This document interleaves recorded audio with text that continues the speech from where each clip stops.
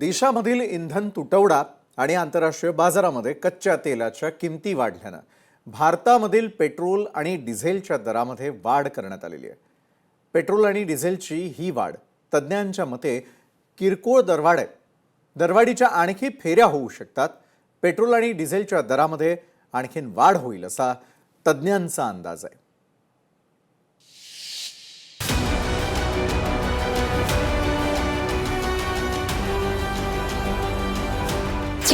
Petrol डिझेलच्या दरात आणखी वाढ होणार। कच्च्या तेलाच्या किमती आणि रुपयाची घसरण मुख्य कारण। पेट्रोलचा दर आणखीन 28 रुपयांनी वाढण्याची शक्यता।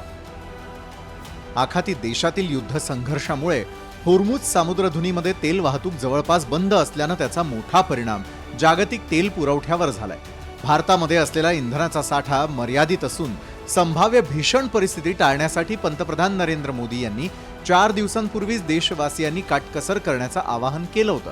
इंधनाच्या पुरवठ्यावर होणारा परिणाम आणि आंतरराष्ट्रीय बाजारात कच्च्या तेलाच्या किमती वाढल्यानं भारतातील तेल कंपन्यांना मोठा तोटा सहन करावा लागतोय। देशातील तेल कंपन्यांचा तोटा कमी करण्यासाठी केंद्र सरकारनं 4 वर्षांनंतर पेट्रोल आणि डिझेलच्या दरात वाढ केली आहे। युद्धाच्या पार्श्वभूमीवर अनेक आठवडे पेट्रोलचे भाव स्थिर ठेवण्याचे प्रयत्न सरकारनं केले होते। शुक्रवारी सकाळी केंद्र सरकारनं पेट्रोलच्या दरात प्रति लिटर 3 रुपयांची दरवाढ झाली। इंधन टंचाईच्या काळामध्ये केलेली ही पहिलीच दरवाढ आहे का, की सरकार आणखीन इंधन दरवाढ करणार असा महत्त्वाचा प्रश्न जनतेला पडलाय।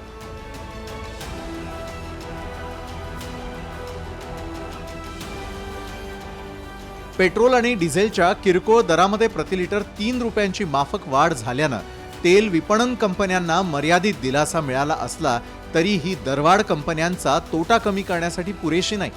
गेल्या 2 महिन्यांहून अधिक काळ कच्च्या तेलाचे दर गगनाला भिडल्यानं भारतातील तेल विपणन कंपन्यांना दररोज 1000 कोटी रुपयांचं नुकसान होत आहे।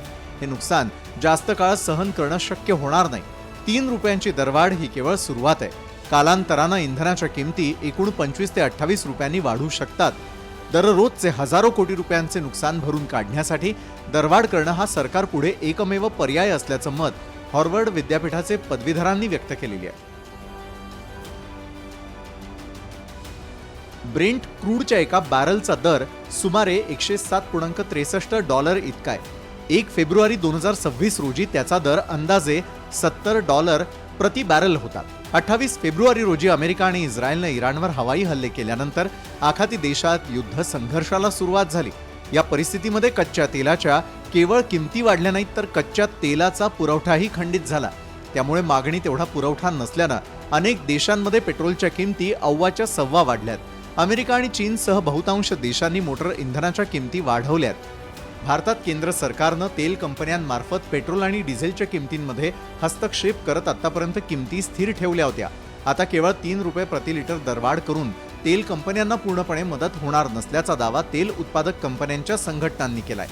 ICRच्या अंदाजानुसार कच्च्या तेलाची किंमत $105 ते $110 प्रति बॅरल असताना आणि वाहन इंधनाच्या मागील 10 वर्षांच्या सरासरी क्रॅक स्प्रेडचा विचार करता इंधन दरवाढ विचारात घेतल्यानंतरही तेल विपणन कंपन्यांना वाहन इंधन आणि घरगुती LPGच्या विक्रीवर दररोज सुमारे 500 कोटी रुपयांचा तोटा सहन करावा लागेल अशी परिस्थिती असल्याचं तेल विपणन क्षेत्रातील अभ्यासकांचं म्हणणं आहे। जागतिक तेलाच्या किमती आणि भूराजकीय घडामोडींवर पुढील परिस्थिती अवलंबून आहे। इंधनाच्या वाढलेल्या किमतींमुळे वस्तूंच्या वाहतुकीचा खर्च वाढेल आणि त्यामुळे सर्वच वस्तूंच्या किमती वाढतील। गरीब आणि मजूर वर्गाला या दरवाढीच्या धक्क्यापासून कसं वाचवायचं याचा विचार आता केंद्र सरकारला करावा लागणार आहे। ब्युरो रिपोर्ट, लोकशाही मराठी, मुंबई।